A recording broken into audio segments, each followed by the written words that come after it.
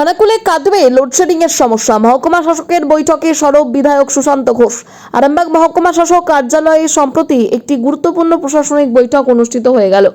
উক্ত বৈঠকে আরামবাগ, খানাকুল, গোঘাট, পুরসুরা, বিপজ্জেপি বিধায়ক সহ একাধিক উচ্চপদস্থ প্রশাসনিক আধিকারিকরা উপস্থিত ছিলেন।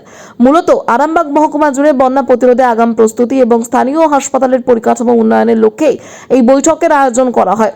বৈঠক শেষে সাংবাদিকদের মুখোমুখি হয়ে খানাকুলের বিজেপি বিধায়ক সুশান্ত ঘোষ তীব্র ক্ষোভ এবং জোরালো আওয়াজ তোলেন এলাকার দীর্ঘদিনের বিদ্যুৎ সমস্যা নিয়ে। তিনি জানান যে খানাকুলে লোডশেডিং এর সমস্যা সহ্য করতে হবে না। এই জনমুখী সংকটের দ্রুত ও স্থায়ী সমাধানের জন্য তিনি বৈঠকে গর্জে ওঠেন এবং প্রশাসনের পক্ষ থেকে দ্রুত পদক্ষেপ নেওয়ার দাবি জানান। কি হলো এখানে? দেখুন, অনেকগুলো বিষয় নিয়ে আলোচনা হয়েছে। বিশেষ করে এক নম্বর যে খানাকুলে প্রতিদিন লোডশেডিং হচ্ছে, সেটা নিয়ে একটা জোরালো চর্চা হয়েছে। যাতে করে লোডশেডিংটা না হয়, কিছু জায়গায় নতুন তার লাগানোর আছে, 11,000 ভোল্ট লাইন আছে, এখানে তার কেটে যাচ্ছে ওভারলোডের কারণে।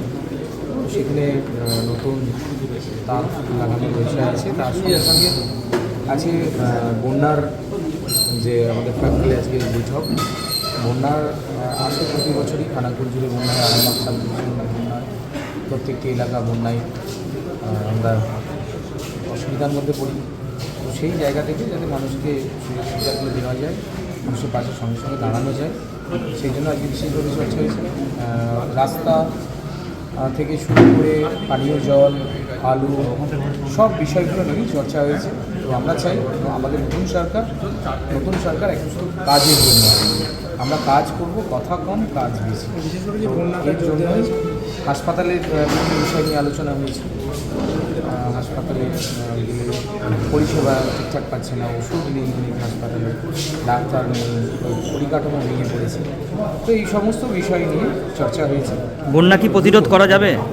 বন্যা প্রতিরোধ করার জন্য বেশ কিছু প্ল্যান আমরা করেছি। তো সেইগুলো অলরেডি সেকশনে পাঠানো হবে, ইরিগেশন থেকে সেন্ট্রালে পাঠানো হচ্ছে। তার সঙ্গে প্রায় 350 কোটির একটা ফান্ড আমাদের, যেটা বিশ্ব ব্যাংক, ওয়ার্ল্ড ব্যাংক থেকে পাওয়ার কথা আছে। যেটা হচ্ছে পুরো খানাকুলের গড়েরঘাট থেকে পানশুলি দিকটা থেকে পুরো মারোখানা জিপি পর্যন্ত এদিকটা রিভার সাইড, যাতে ওখানে বাঁধ, উঁচু বাঁধ দেওয়া যায়।